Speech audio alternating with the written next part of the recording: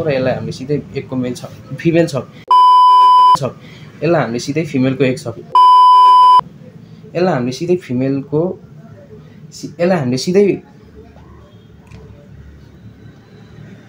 यसलाई नमस्कार सबैजनालाई र यो चाहिँ हो दोस्रो दिन जहाँ म हजुरहरूलाई हार्डवेयर सम्बन्धी कुराहरू सिकाउने छु। जस्तै यो चाहिँ हो सकेट, यो सिबिभिसी पाइपको सकेट हो र पिपिआरको लागि पनि आज मैले जुन जुन कुराहरू देखाउँछु त्यस्तै हुनेछ। भने यो चाहिँ सिबिभिसीको सकेट हो। यसलाई चाहिँ हजुरहरूले सिम्पली सिधा यसरी पाइप जोड्नु छ भने युज गर्न सक्नुहुन्छ। एउटा तलबाट लाग्छ र एउटा माथिबाट लाग्छ। यसको काम भनेको चाहिँ यति हो। यसपछि आउँछ एल्बो। एल्बोलाई चाहिँ हजुरहरूले यदि यसरी सिधा लगेर यतापट्टि लानुपर्ने छ भने हजुरहरूले युज गर्न सक्नुहुन्छ। यसलाई एक साइडपट्टिबाट यता पाइप जोडिदिने र अर्को साइडपट्टिबाट यता पाइप जोडिदिने। अनि अर्को चाहिँ छ हाम्रो एल्बो जस्तै देखिने तर एल्बो नै चाहिँ होइन, यो यसलाई भन्छ बेन्ड, 45 बेन्ड भनिन्छ यसलाई। यसको काम भनेको चाहिँ हजुरहरूलाई यदि अलिकति मात्रै तिर्सो लिएर जानुपर्ने छ, सिधा पनि लानु छैन, एल्बो जस्तो पुरै यता पनि लैजानु छैन भने यो काम लाग्छ। यसलाई चाहिँ हामीले यता तलबाट पाइप जोड्न सक्छौँ र अर्को पाइप यहाँबाट जोडिसकेपछि यसले आफ्नो काम गर्छ।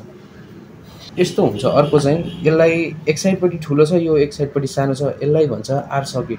आर किन भन्छ भन्दाखेरि आर भनेको रिड्युसिङ हो। रिड्युसिङ भनेको घट्नु, एक साइडपट्टि ठुलो एक साइडपट्टि घट्नु छ भने यसलाई आर सकेट भनिन्छ। र अरू कुनैमा पनि यदि हजुरहरूले एउटापट्टि एक साइडपट्टि ठुलो र एक साइडपट्टि सानो देख्नुभयो भने त्यसलाई आर सकेट नै भनिन्छ।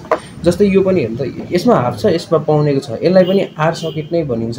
तर यसमा चाहिँ यो बाहिरपट्टि गुना निक्लेको हुनाले यसलाई मेल सकेट भनिन्छ। र यस्तो भित्रपट्टि गुना पसेको छ भने यसलाई फिमेल सकेट भनिन्छ। र यसलाई जोड्दाखेरि हामीले यसरी जोड्न सक्छौँ।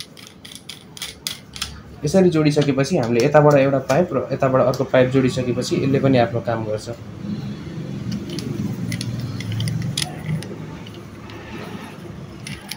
यो बाहिर निक्लेको भएर नै यसलाई मेल सकेट भनेको र यो भित्रपट्टि यस्तो गुना छिरेको भएर नै यसलाई मेल सकेट भनेको। र मसँग फेरि यहाँ अर्को पनि एउटा मेल सकेट र फिमेल सकेट रहेको छ। यो चाहिँ 1/1 को मेल सकेट हो। जस्तो अघि हाम्रो हाफ बाई पाउनेको मेल सकेट थियो, एकपट्टि सानो एकपट्टि ठुलो थियो भने यसमा चाहिँ दुईटै साइडपट्टि एक छ, यसमा पनि एकै साइज छ, यसमा पनि त्यही नै छ। त्यही भएर यसलाई आर भन्न मिल्दैन, यसलाई सिधै हामीले 1 को मेल सकेट भन्छौँ र यसलाई हामीले सिधै 1 को फिमेल सकेट भन्छौँ। र यसलाई चिनाउँदाखेरि चाहिँ हामीले हाफ बाई पाउनेको मेल सकेट भन्छौँ र यसलाई चाहिँ पाउने बाई हाफको अथवा हाफ बाई पाउनेको फिमेल सकेट भन्छौँ। र अर्को हाम्रो रहेको छ टी। टी चाहिँ कसरी युज हुन्छ भने यदि हाम्रो एउटा डाइरेक्सनबाट मात्रै पानी आउनु छ र हामीलाई दुईवटा डाइरेक्सनमा लानु छ भने टीको युज गर्न सकिन्छ। जसरी हामी यहाँबाट छिराउँछौँ, यहाँबाट छिराइसकेपछि पानी यता र यताबाट जान्छ, हामी यता पनि पाइप लाउन सक्छौँ, यता पनि पाइप लाउन सक्छौँ। र यो हो युनियनको काम भनेको चाहिँ हामीले ट्याङ्कीबाट अलिकति तल मात्रै जोड्न सक्छौँ। किनभने कहिलेकाहीँ ट्याङ्कीमा फोहोर जम्दिएको हुन्छ।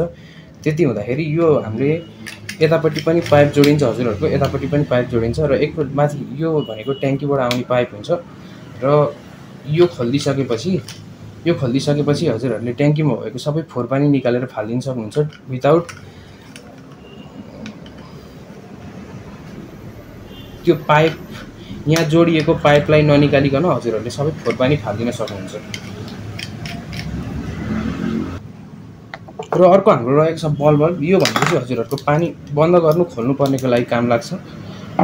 यति नै हो। अर्को पिपिआरको लागि पनि सबै यस्तै नै हुन्छ भने पिभिसीको लागि चाहिँ हल्का फरक हुन्छ, जुन म अर्को भिडियोमा भन्ने नै छु। धन्यवाद।